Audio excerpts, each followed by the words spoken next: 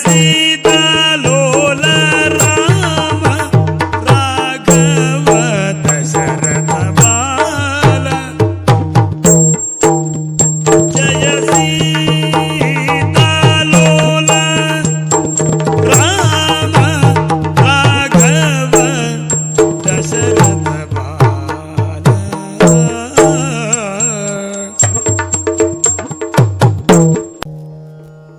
ರಾಮಾಯ ರಾಮಭದ್ರಾಯ ರಾಮಚಂದ್ರಾಯ ವೇಧಸೆ ರಘುನಾಥಾಯ ನಾಥಾಯ ಸೀತಾಯ ಪತಯೇ ನಮಃ. ಬಂಧುಗಳೇ, ನಾವೆಲ್ಲ ನಮ್ಮ ಜೀವಿತದ ಅತ್ಯಂತ ಹೆಮ್ಮೆಯ ಸಂದರ್ಭದಲ್ಲಿದ್ದೇವೆ. ನಾನು ಬಾಲ್ಯದಲ್ಲಿ ತುಂಬ ಬಾರಿ ಯೋಚನೆ ಮಾಡಿದ್ದೆ, ಭಾರತದಲ್ಲಿರುವಂತಹ ನಮಗೆ ಅಯೋಧ್ಯೆಯಲ್ಲಿ ರಾಮನಿಗೊಂದು ಮಂದಿರ ಕಟ್ಟುವುದಕ್ಕಾಗೋದಿಲ್ವಾ? ಅಯೋಧ್ಯ ರಾಮ ಮಂದಿರದ ವಿವಾದ ತುಂಬ ದೊಡ್ಡ ಪ್ರಮಾಣದಲ್ಲಿ ನಡೆಯುತ್ತಿರುವಂತಹ ಸಂದರ್ಭದಲ್ಲಿ ನಾನು ಬಾಲ್ಯವನ್ನು ಕಂಡವನು. ಇವತ್ತು ನಮಗೆಲ್ಲರಿಗೂ ಅತ್ಯಂತ ಹೆಮ್ಮೆಯಾಗುವಂತಹ ಶುಭಾವಸರ ಒದಗಿ ಬಂದಿದೆ. ಅಯೋಧ್ಯೆಯಲ್ಲಿ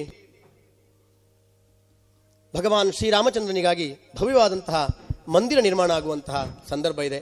ಅದಕ್ಕಾಗಿ ಕಾರ್ಯಾರಂಭ ಆಗಿದೆ, ಶಿಲಾನ್ಯಾಸ ಆಗಿದೆ. ಈ ಸಂದರ್ಭದಲ್ಲಿ ನೀವೆಲ್ಲರೂ ಕೂಡ ಬದುಕಿದ್ದೇವೆ. ನಮ್ಮ ಕಾಲಘಟ್ಟದಲ್ಲಿ ಇಂತಹ ಒಂದು ಮಹತ್ತರವಾದಂತಹ ಕಾರ್ಯ ನಡೀತಾ ಇದೆ ಎನ್ನುವುದು ನಮಗೆಲ್ಲರಿಗೂ ಆನಂದದ ವಿಷಯ.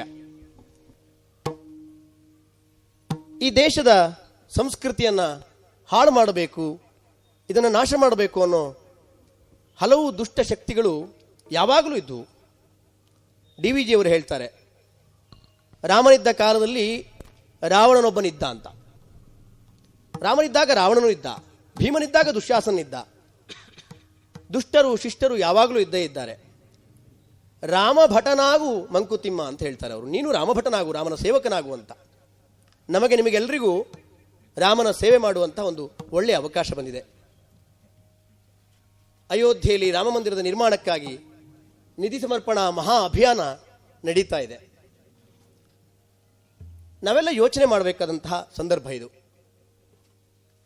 ರಾಮನಿಗಾಗಿ ಮಂದಿರ ನಿರ್ಮಾಣ ಆಗಬೇಕು, ಅದು ಭಾರತದ ರಾಷ್ಟ್ರೀಯತೆಯ ಪ್ರಶ್ನೆ. ಹಾಗಾಗಿ ಆ ಕುರಿತಾಗಿ ಒಂದು 16 ನಿಮಿಷಗಳ ಕಾಲ ನಾವೆಲ್ಲ ಯೋಚನೆ ಮಾಡೋಣ. ರಾಮಾಯಣದ ಬಾಲಕಾಂಡದಲ್ಲಿ 2ನೇ ಶ್ಲೋಕದಲ್ಲಿ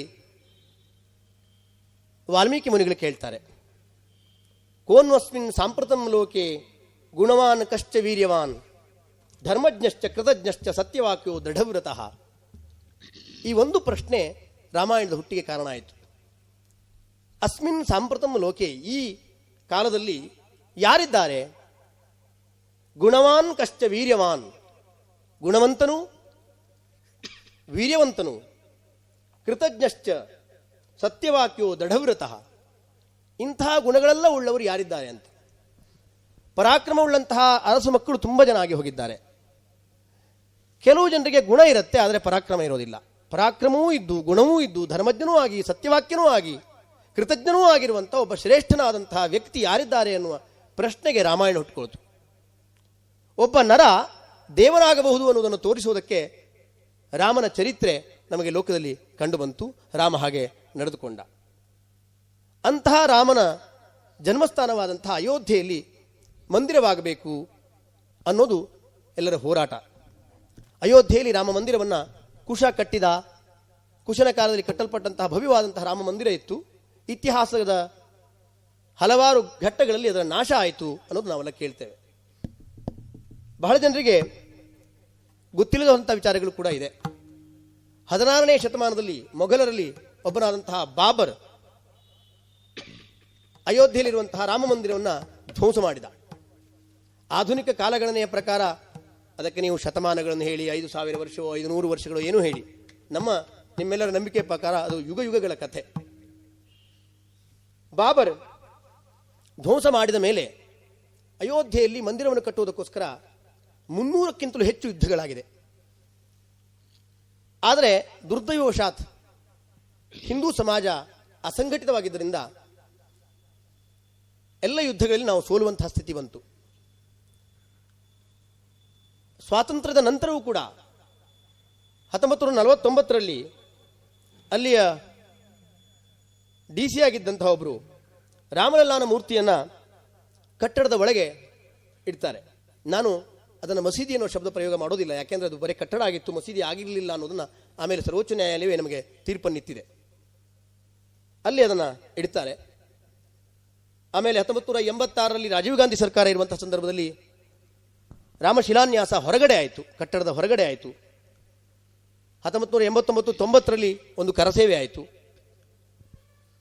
ಆಮೇಲೆ ರಾಮಜ್ಯೋತಿ ಯಾತ್ರೆ ಆಯಿತು, ರಾಮಶಿಲಾ ಯಾತ್ರೆ ಆಯಿತು. ಇಲ್ಲಿರುವಂಥ ಹಲವಾರು ಹಿರಿಯರು ಇಟ್ಟಿಗೆಗಳಿಗೆ ರಾಮನಾಮ ಬರೆದಿರುವಂಥ ಇಟ್ಟಿಗೆಗಳನ್ನು ಪ್ರತಿ ಮನೆಗಳಿಂದ ಕಳಿಸಿದ್ದನ್ನು ನೆನಪಿಟ್ಟುಕೊಂಡಿದ್ದೀರಿ. 1989ರ ಕರಸೇವೆಯನ್ನು ಮುಲಾಯಂ ಸರ್ಕಾರ ಇರೋದರಿಂದ ವಿಫಲಗೊಳಿಸ್ತು.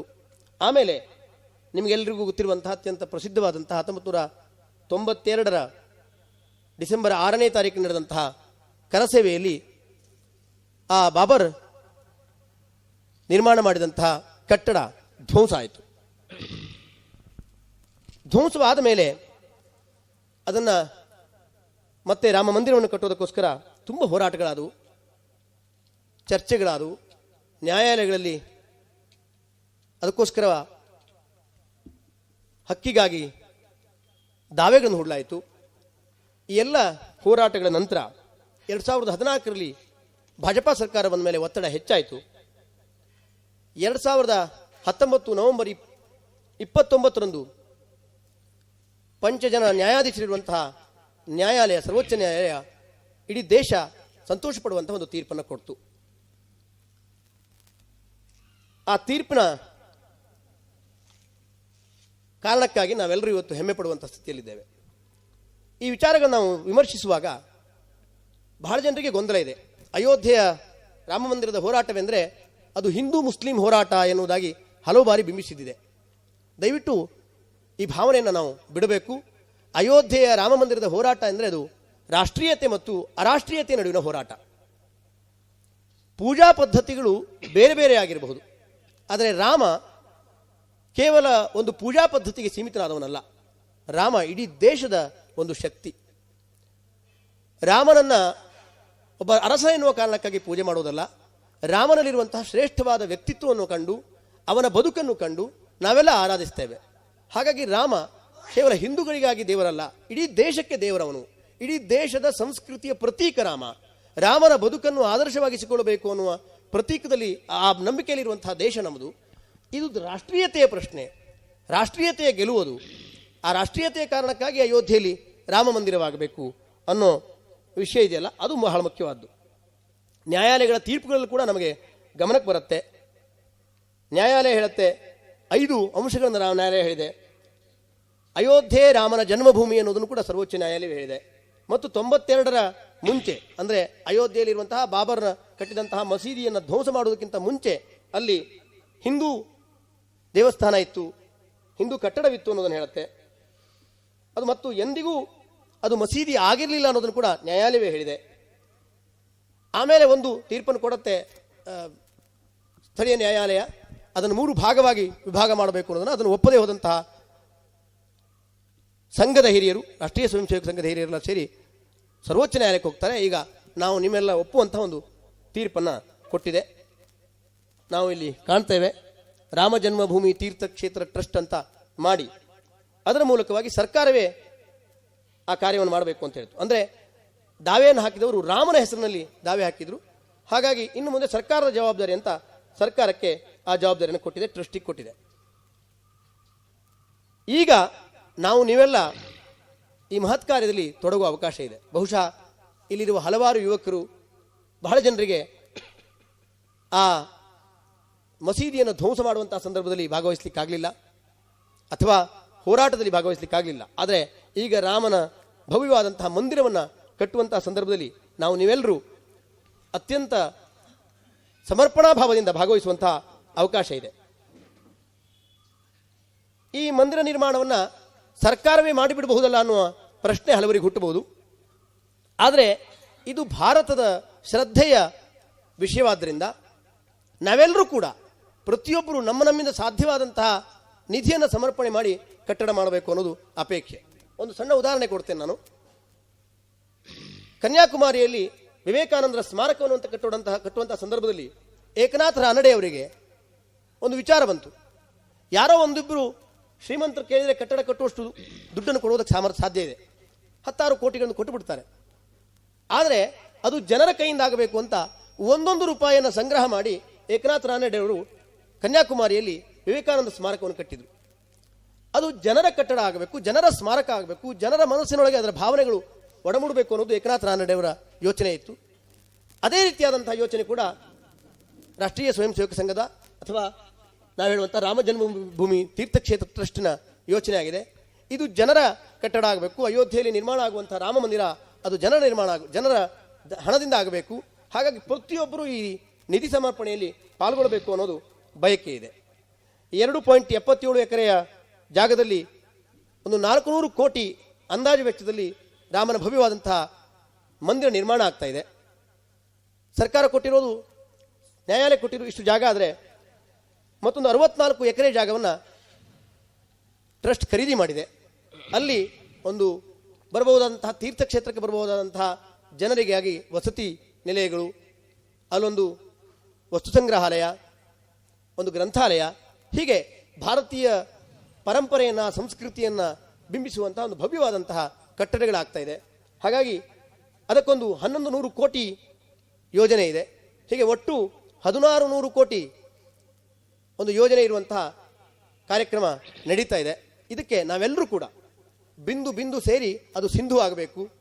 ಪ್ರತಿಯೊಬ್ಬ ರಾಮನ ಭಕ್ತ ತನ್ನಿಂದಾದಂತಹ ಸಹಾಯವನ್ನು ಮಾಡ್ತಾ ಹೋದರೆ ಆ ರಾಮ ಮಂದಿರಕ್ಕೆ ಒಂದು ಸಮಗ್ರತೆ ಬರುತ್ತೆ ಅನ್ನೋದು ವಿಶ್ವಾಸ. 100 ರೂಪಾಯಿ 10 ರೂಪಾಯಿ ಅತ್ಯಂತ ದರಿದ್ರನಾದವನು, ರಾಮನ ಬಗ್ಗೆ ಭಕ್ತಿ ಇರುವವನು, ರಾಷ್ಟ್ರೀಯತೆ ಬಗ್ಗೆ ವಿಶ್ವಾಸ ಇರುವವನು 10 ರೂಪಾಯಿಂದ ಕೊಡಬಹುದು. ಸಾಧ್ಯ ಆದವರು 100, 2000, 2000ಕ್ಕಿಂತ ಹೆಚ್ಚು ಕೊಟ್ಟವರಿಗೆ ರಸೀದಿಯನ್ನು ಕೊಡುವಂತಹ ವ್ಯವಸ್ಥೆ ಇದೆ. 20,000ವರೆಗೆ ನಗದನ್ನು ಸ್ವೀಕಾರ ಮಾಡೋದಕ್ಕೆ ಅವಕಾಶ ಇದೆ. 20,000ಕ್ಕಿಂತ ಹೆಚ್ಚು ಕೊಟ್ಟರೆ ಅದನ್ನು ನಾವು ಕ್ಯಾಶ್ ಮೂಲಕ ತೆಗೆದುಕೊಳ್ಳಿಕ್ಕೆ ಆಗೋದಿಲ್ಲ, ನಗದು ತೆಗೆದುಕೊಳ್ಳಿಕ್ಕೆ ಆಗೋದಿಲ್ಲ. ಅದನ್ನು ನಾವು ಚೆಕ್ ಮೂಲಕವಾಗಿ ಅಥವಾ ಬ್ಯಾಂಕ್ ವ್ಯವಹಾರದ ಮೂಲಕವಾಗಿ ಪಡೆದುಕೊಳ್ಬೇಕಾಗತ್ತೆ. ಜನವರಿ 15ರಿಂದ ಫೆಬ್ರವರಿ 27ರವರೆಗೆ ದೇಶಾದ್ಯಂತ ಈ ನಿಧಿ ಸಮರ್ಪಣಾ ಕಾರ್ಯಕ್ರಮ ನಡೆಯುತ್ತೆ. ಕರ್ನಾಟಕದ ಉತ್ತರ ಪ್ರಾಂತ ಮತ್ತು ದಕ್ಷಿಣ ಪ್ರಾಂತದಲ್ಲಿ ಫೆಬ್ರವರಿ 5ರವರೆಗೆ ನಡೆಯುತ್ತೆ. ನಾವೆಲ್ಲರೂ ಕೂಡ ಇದರಲ್ಲಿ ಪಾಲ್ಗೊಳ್ಳಬೇಕು. ರಾಮನ ಸೇವೆ ಮಾಡುವಂತಹ ಒಂದು ಅವಕಾಶ ನಮಗೆಲ್ಲರಿಗೂ ಬಂದಿದೆ. ರಾಮಾಯಣದಲ್ಲಿ ಬರುವಂತಹ ಅಳಿಲು ಸೇವೆಯಿಂದ ಹಿಡಿದು ಹನುಮಂತನ ಸೇವೆಯವರೆಗೂ ನಮಗೆ ಮಾಡೋದಕ್ಕೆ ಅವಕಾಶ ಇದೆ. ಯಾರಿಗೆ ಶಕ್ತಿ ಇಲ್ಲ ಅವರು ಅಳಿಲು ಸೇವೆ ಮಾಡಿ, ಯಾರಿಗೆ ಶಕ್ತಿ ಇದೆ ಅವರು ಹನುಮಂತನ ಸೇವೆ ಮಾಡುವುದರ ಮೂಲಕವಾಗಿ ನಾವೆಲ್ಲರೂ ರಾಮನ ಅನುಗ್ರಹಕ್ಕೆ ಪಾತ್ರರಾಗುವುದಕ್ಕೆ ಅವಕಾಶ ಇದೆ. ನಾವೆಲ್ಲರೂ ಈ ನಿಧಿ ಸಮರ್ಪಣಾ ಮಹಾ ಅಭಿಯಾನದಲ್ಲಿ ಪಾಲ್ಗೊಳ್ಳೋಣ. ಅದಕ್ಕಾಗಿ ಬರುವಂತಹ ಕಾರ್ಯಕರ್ತರಿಗೆ ಪ್ರೀತಿಯಿಂದ ಸ್ವಾಗತ ಕೊಡೋಣ. ನಮ್ಮ ಕೈಯಲ್ಲಾದಂತಹ ಅತ್ಯಂತ ಹೆಚ್ಚಿನ ಸಹಾಯವನ್ನು ಮಾಡಿ ನಿಮ್ಮೆಲ್ಲರ ಭವ್ಯವಾದಂತಹ ರಾಮ ಮಂದಿರ ಅಯೋಧ್ಯೆಯಲ್ಲಿ ನಿರ್ಮಾಣ ಆಗುವಂತಹ ಅತ್ಯಂತ ಸಂದರ್ಭದ ಕ್ಷಣಕ್ಕೆ ನಾವೆಲ್ಲ ಸಾಕ್ಷಿಯಾಗೋಣ. ರಾಮ ಮಂತ್ರವ ಜಪಿಸೋ ಹೇ ಮನುಜ, ರಾಮ ಮಂತ್ರವ ಜಪಿಸೋ ಹೇ ಮನುಜ, ರಾಮ ಮಂತ್ರವ ಜಪಿಸೋ. ಆ ಮಂತ್ರ ಈ ಮಂತ್ರ ನೆಚ್ಚಿ ನೀ ಕೆಡಬೇಡ, ಆ ಮಂತ್ರ ಈ ಮಂತ್ರ ನೆಚ್ಚಿ ನೀ ಕೆಡಬೇಡ. ಸೋಮಶೇಖರ ತನ್ನ ಭಾಮೆ ಗುಸುರಿದ ಮಂತ್ರ, ಸೋಮಶೇಖರ ತನ್ನ ಭಾಮೆ ಗುಸುರಿದ ಮಂತ್ರ. ರಾಮ ಮಂತ್ರ ರಾಮ ಮಂತ್ರವ ಜಪಿಸೋ.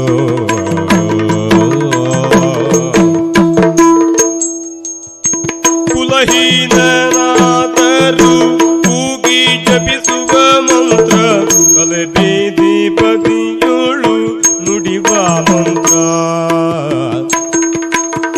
ಹಲವು ಪಾಪಗಳ ಹತಗೊಳಿಸುವ ಮಂತ್ರ,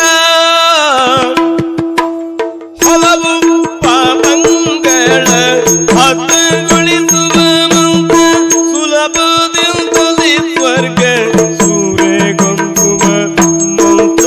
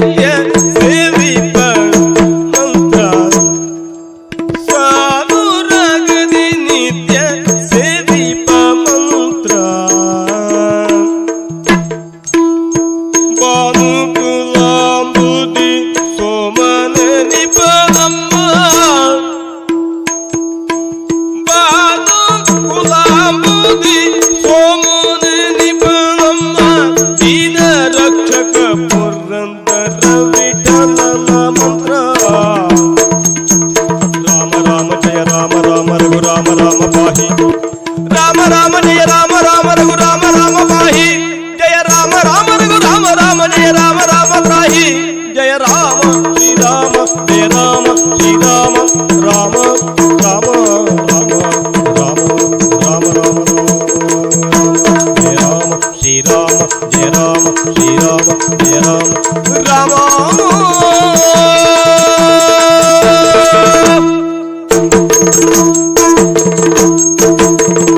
ಶ್ರೀರಾಮ ಪುರುಷೋತ್ತಮ ನರಹರಿ ನಾರಾಯಣ ಕೇಶವ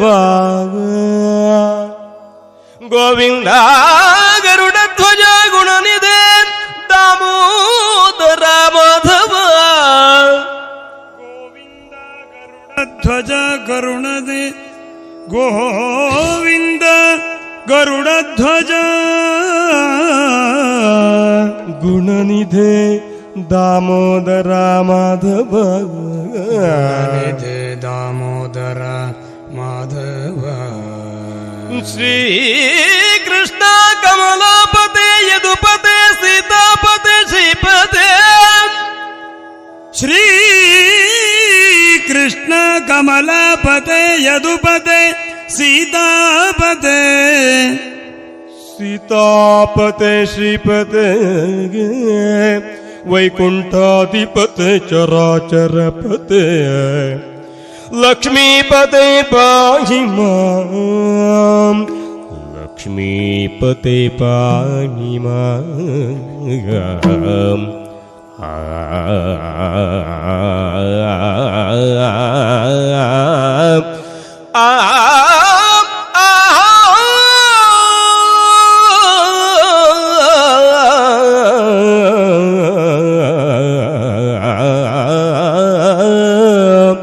ಸೀತಾಪತಿ ಶ್ರೀಪದೇ